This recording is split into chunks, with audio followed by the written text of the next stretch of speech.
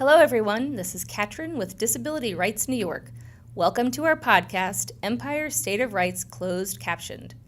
We are here to bring you information on the most relevant topics regarding disability rights and advocacy. Today, we have Helen Charland, PAT and PAVA advocate at DRNY, here to discuss voting accessibility. Welcome, Helen. What makes a polling site inaccessible to voters with disabilities? Hi, Katrin. Thank you for having me.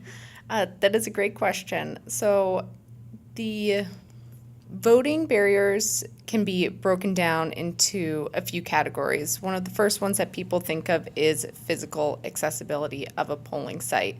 And that can be from the parking lot to having a accessible parking space that doesn't have access aisles, as well as voting area setup. That is one of the most common complaints that we get and also that we see when we survey polling sites for accessibility.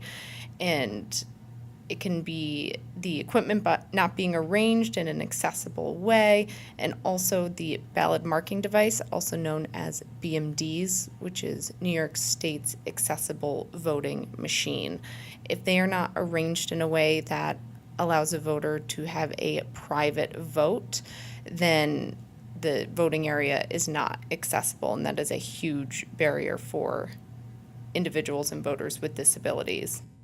Another facet that makes a polling place inaccessible is poll workers, and that's one that voters don't typically think of, but poll workers can be a deterrent to voters with disabilities because they may discourage them from using the ballot marking device and instead offer to have two poll workers assist them with marking their ballot when that is not guaranteeing a voter's right to a independent or private vote.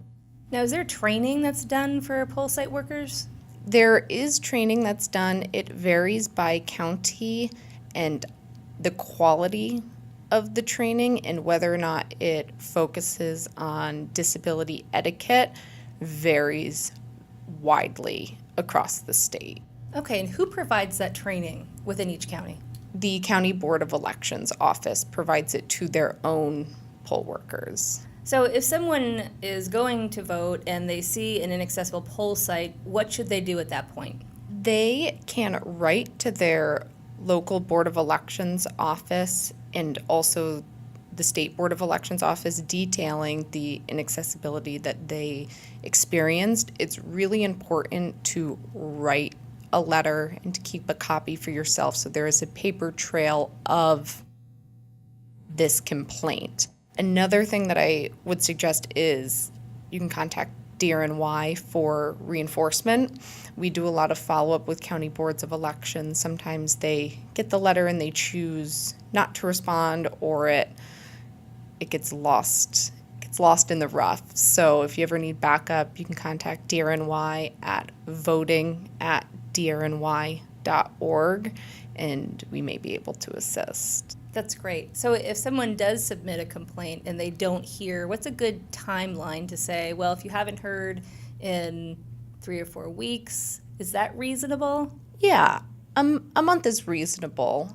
I would say that they should be responding within 2 weeks, but to give the County Board of Elections the benefit of the doubt, a month is a fair amount of time to give them. And so if they're not getting a response, calling DRNY or emailing DRNY is a good avenue for them to pursue for assistance. Yes, because then we can reach out to the County Board of Elections and also the State Board and say, hey, this individual wrote you a letter. We have a copy of it right here. We haven't received a response.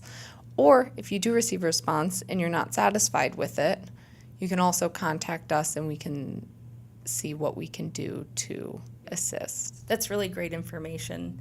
Now, how can others help to ensure that voting is accessible?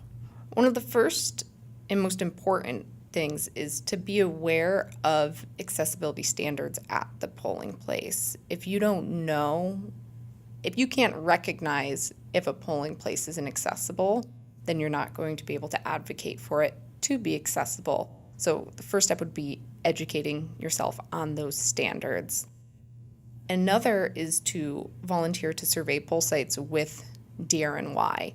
So the PAVA team goes out on election day we typically choose a county to survey their sites to make sure that they are up to those accessibility standards that I had just mentioned. And we are always looking for volunteers to survey sites across the state. Even if you only survey your own polling site, any little bit helps. That's great. And so we have primaries coming up in September. Is there any other information you want to get out there before that date arrives? If people are so inclined, it would be wonderful for them to try using the ballot marking device that I had mentioned earlier. A lot of times, poll workers deter voters from using the BMD because they are not familiar with the equipment themselves, and their excuse or response is always, no one ever uses the machines, so let me just help you out this way. So the more people who use the BMD, the more familiar poll workers will get with it. Okay, that's great. Well, I think it's good to encourage people to be able to use the BMD. It not only helps the public get familiar with the machine, but it also is helping the poll workers, which is what you're saying, which is awesome. Well, thank you so much for your time, Helen. This is such great information, and we look forward to speaking with you again. Empire State of Rights Closed Caption has been brought to you by Disability Rights New York, your source for disability rights and advocacy. If you've enjoyed our program, and we hope you did, make sure to subscribe, like, and share this post. Tune in next time, where we'll bring you more information on disability rights in the state of New York. The closed captioned version of this podcast is available on our YouTube channel.